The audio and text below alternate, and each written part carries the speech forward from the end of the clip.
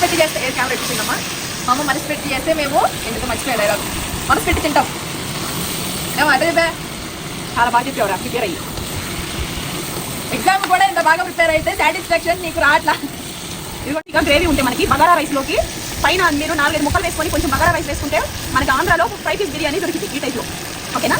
అది ఇక్కడ అంతా అయిపోయింది ఫ్రెండ్స్. అన్నం అయిపోయింది, గారె అయిపోయింది, కూర అయిపోయింది, అంతా అయిపోయింది. ఈ కర్రీకి మాత్రం కొంచెం టైం పట్టింది, ఎందుకంటే మనం ఇందులో వాటర్ అనేది యాడ్ చేయాలి కాబట్టి. ఈ వాటర్ యాడ్ చేయకుండా చేసుకునే కర్రీస్కి మనం మంట మీడియంగా పెట్టేసి ఆవిరికే మగ్గించుకొని వండుకోవాలన్నమాట. ఓకేనా? దీన్ని మూత పెట్టాలి.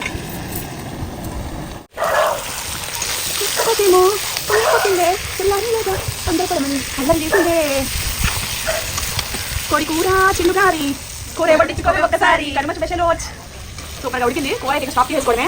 ఇంకెందుకు ఇవన్నీ తీసుకెళ్ళి పప్పలు పెట్టి చక్కలు అరిసెలు చక్రాలు